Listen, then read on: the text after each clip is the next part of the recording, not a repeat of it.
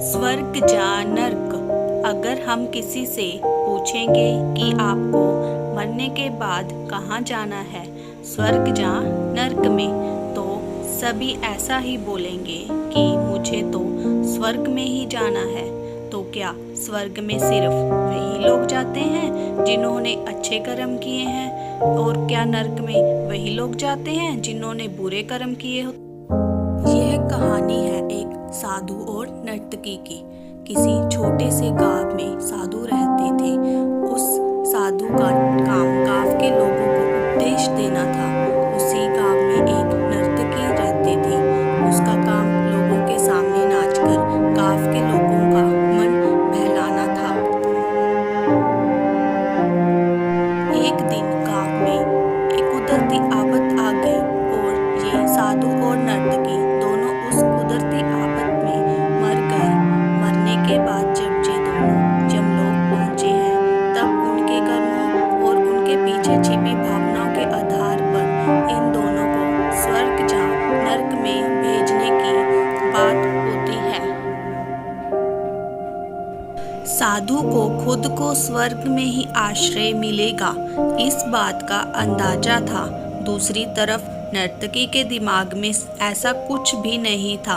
उसे तो सिर्फ फैसले का इंतजार था। तभी घोषणा होती है कि नर्तकी को स्वर्ग दिया जाता है और साधु को नर्क। इस फैसले को सुनते ही साधु यमराज पर बहुत चिल्लाते हैं और उनसे क्रोधित होकर पूछते हैं कि ये कैसा अन्याय है महाराज। मैंने अपनी सारी जिंदगी लोगों को उपदेश देने में बिता दी और मेरे नसीब में नर्क। जबकि ये नर्तकी जीवन भर लोगों को रिझाने के लिए नाचती रही और इसे स्वर्ग दिया जा रहा है। ऐसे क्यों? मेरे साथ ये अन्याय क्यों? यमराज ने साधु को शांति से उत्तर देते हुए कहा कि ये नर्तकी अपना पेट भरने के लिए नाचती जरूर थी, किंतु उसके मन में यही भावना थी कि मैं अपनी कला को ईश्वर के चरणों में समर्पित कर रही हूँ।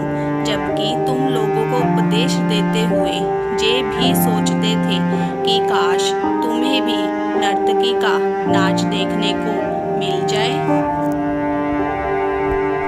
यमराज ने साधु से ये भी कहा कि तुम ईश्वर के इस महत्वपूर्ण संदेश को भूल गए कि इंसान के कर्म से अधिक कर्म करने के पीछे की भावनाएं मायने रखती हैं, और तुम्हारे इस कर्म के पीछे की भावनाओं के हिसाब से ही तुम्हें नर्क मिला है। इस कहानी से हमें यही सीख मिलती है कि हम चाहे कोई भी काम करें, पर हमारी उस काम करने के पीछे की नीयत साफ होनी चाहिए। अगर हमारी नीयत साफ नहीं होती है तो हमें दिखने में भले लगने वाले काम भी पुण्य की जगह पर पाप का ही भागी बना देते हैं।